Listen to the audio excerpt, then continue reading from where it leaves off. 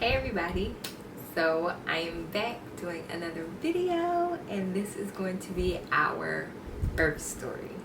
I'm super excited to be filming this video. I feel like I finally have somewhat of a routine. I know new babies in general can like switch up on you a lot. Once you think you got the hang of it, but for right now, while I do, I wanted to share with you all our birth story, and I will have a Maj Podge vlog of our delivery soon to come. But for now, I just wanted to talk about it. So let's just jump right into it.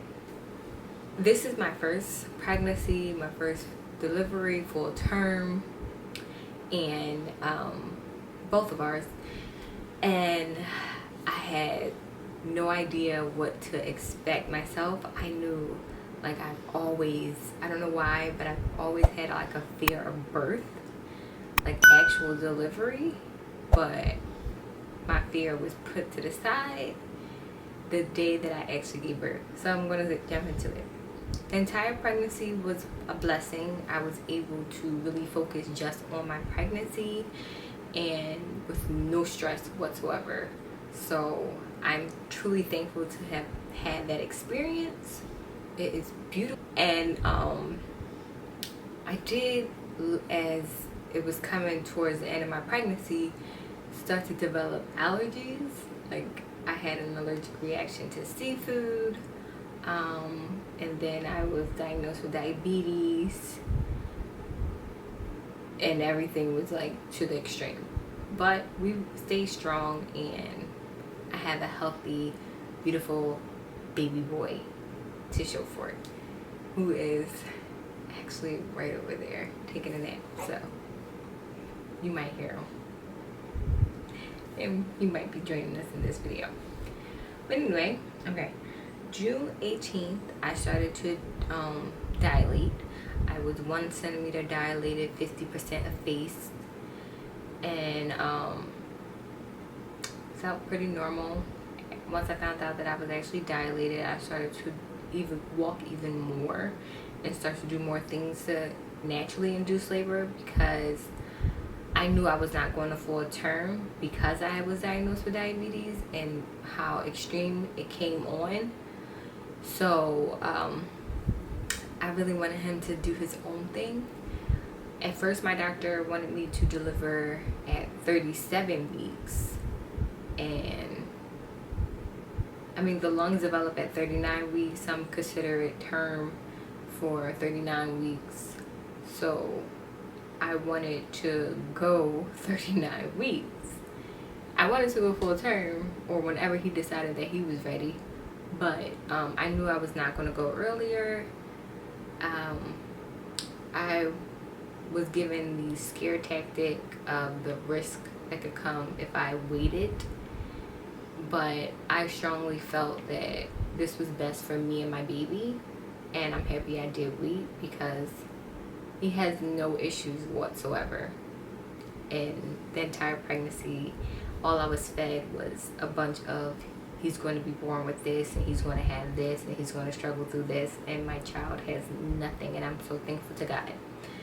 So yeah, then I continued on with my NSTs up until that following Tuesday, and well, Monday, and then I had another doctor's appointment with my primary OB that Tuesday, which was the 25th of June, and I just dilated a 0.5 centimeter more, but I was 100% effaced at that point.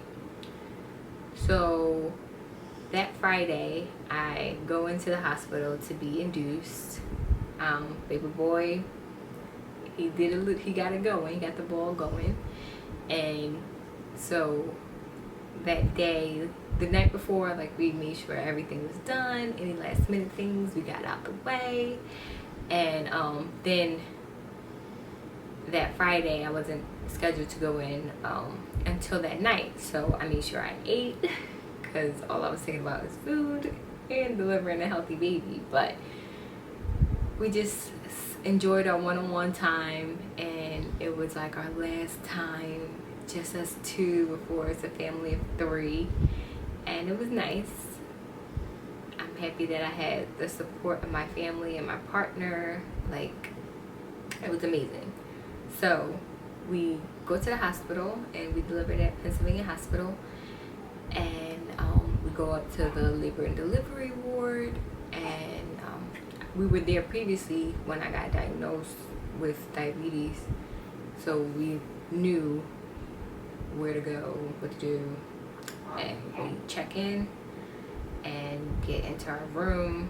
This is the pre-delivery room, so while you're waiting for your water to break before you actually go to the labor and delivery ward, you are over on the other side and you're just waiting for activity. So another woman was in the room already, and me and my partner came in, and it was so late, so I just was like, let's just try. Like, I just kept telling him, get some sleep, like after they hooked me up and everything. I was telling him, get some sleep, we're really gonna need it. Like, we don't know how long this is going to be, so let's just like make sure we're sleeping every second that we can when the doctor is not in the room. And even still, there's no need for him to be up. We're really talking to me. So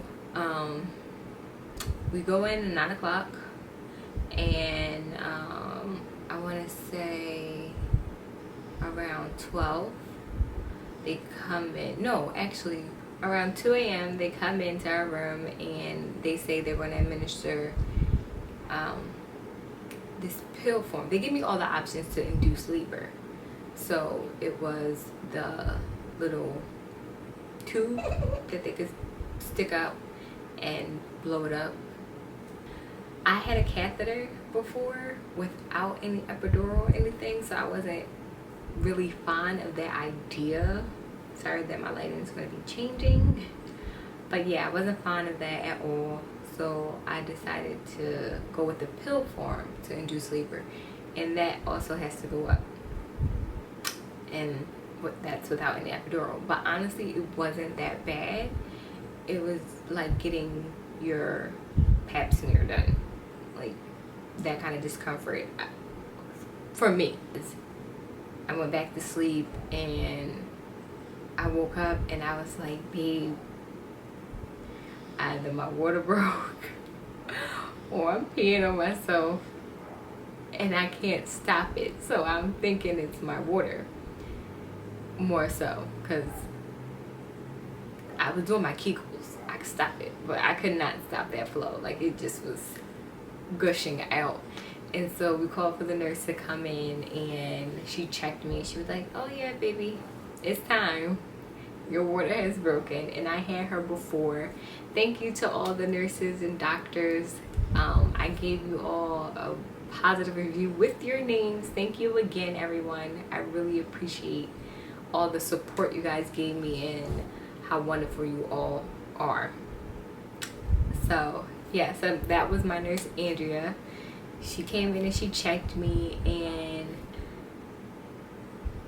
it was go time. Like, we changed out, like, I soaked that bed. I had a pad under me and I soaked that bed. But we changed out, like, I put on like a little the mesh panties, and we went over to the other side, and now my contractions are starting. I don't know if I was having them while I was sleeping or what, but I didn't feel anything up until my water broke. And the contractions was tense. In the beginning, they were like a 5. When I had them, it was just, I need quiet time. I need to stop. I can't move. Okay, when it stopped, now we could go. Because I walked over to the other side. It's not far, but I was like, I'm in a wheelchair. He was like, no, walk it out. So we walked over to the other side, went into our delivery room, and I had my mother, my partner, my sister, and my 2 nieces with me. And Actually, I had 3 nieces with me. My younger niece, who you guys seen before we did the Bean Boozled challenge with, she was there, and my little cousin was there as well. So I had a full team, and only 4 were allowed in the room at a time, and that included my partner. So we had to rotate. But the 2 little kids, they weren't interested anyway, so it wasn't that bad. But my family stayed with me up until, so I came in on Friday. This is now Saturday. Like, they went home and got a second of rest and came right back when I texted them at 6 o'clock and said my water broke. So nobody really was sleeping. But they came into the delivery room. They talked about me. They said that I was, what did my mom say I was? Possessed. Because my eyes was all in the back of my head because I just was trying to focus my pain. I couldn't lay down. I tried the birth ball, bouncing on there while I was having contractions. That wasn't doing anything. I just stood up and leaned on the bed, held my partner's hand, and just focused every time I had a contraction, which was fine up until a point. So my water broke at 6. And we are just going through the day. Like, I'm 6 a.m. by the way, and I'm just having contractions, irregular contractions, but I'm having contractions and they're getting stronger. So they checked me, and I think I went up to a 3 centimeters dilated. But for the longest, I just was at 3. And the contractions were getting stronger and stronger. And at one point, they just kept coming in. It was like, we can't advise you to get epidural, but whenever you say you want an epidural, let us know. And beforehand, like, my partner and I was like, I'm going to need your support of getting me through, because if I need an epidural, I will get an epidural. But we both wanted me to not have an epidural. But that wasn't my story. I opted for an epidural. My pain was just getting too unbearable, and I didn't have a fix for it. Like, they didn't offer gas, so I didn't have any way to stop the pain. Honestly, if I just knew what to do, I probably wouldn't have had that epidural.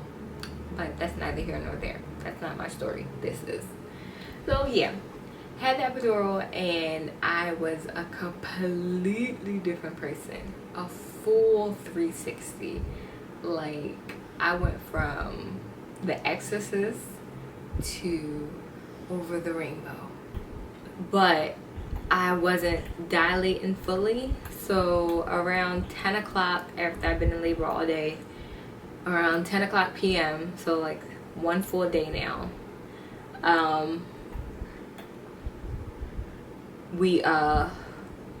she starts to like try to increase my dilation. So I went to a 9 on my own, and then on my own, quote unquote, and then I went to, she came in because I was a 9 for a while, and an hour passed and she came in and she pushed me to the 10. So it was really like time to like bring baby here, because his heart rate was decreasing, and I just was staying calm. Like, that was all I was looking at the entire time that I was in labor. I was looking at my contractions that never got regular. That's why I was like in labor all day. And surprisingly, I wasn't hungry, just to throw that out there. But I was looking at my contractions, and I was looking at his heart rate the entire time, and the entire time up until it was time to push, his heart rate was great. They were getting concerned towards the end, and I just started to pray that he was fine and that we wouldn't have a C-section, because I did not want that whatsoever. And we didn't. I was able to deliver vaginally, and what felt like maybe 3 pushes, and he was here. Like, my partner counted me out the push, along with our wonderful, amazing delivery nurse, Ashley. She as well could be there the next time we go about this. Like, everyone was just so professional, and I felt like I was in great hands, and I'm so thankful for that. My niece asked the doctor before he fully was here, did he have any hair? And she checked while he's in me, and I'm just like, he's about to be here. You could see on the outside. Ignore any questions that she has. And my mother and my partner and my niece was in the room while I was delivering, and everybody just was so excited to meet him, along with me and his father. So yeah, I did my few pushes, and I did end up tearing a little bit. I only needed 1 stitch. And when he came out, he was 9 pounds. Was he 9? No, he was 8 pounds and 10 ounces, basically a 9-pound baby. And 21 inches long. 34 centimeters was his head. And it was just so beautiful. He has my eyes. He has his father's nose. I just feel like he's just a perfect combination of both of us. Right now he has my hair color and my complexion so far. People think he's gonna get a little darker. I think this is his color, but babies don't get their true color until 6 months after birth anyway, so we will see.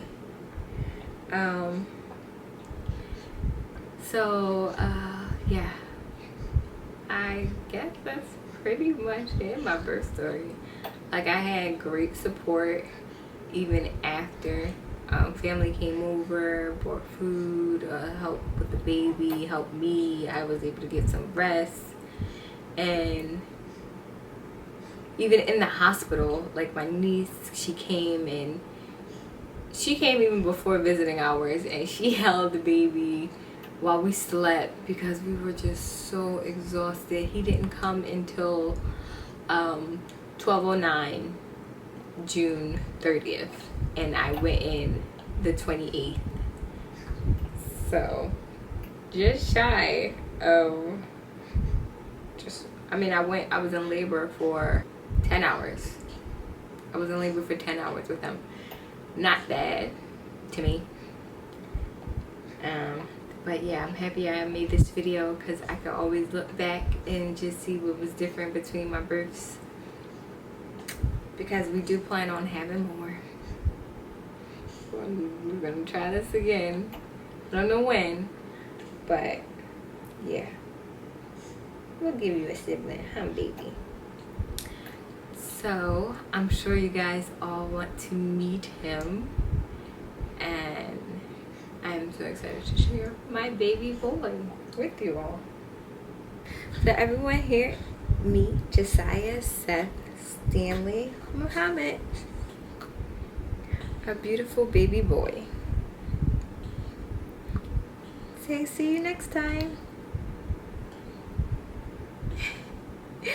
I hope you guys enjoyed this video. Please, if you're not already subscribed, think about joining my family and check out any other videos that you may like. I'll see you guys next time. Bye.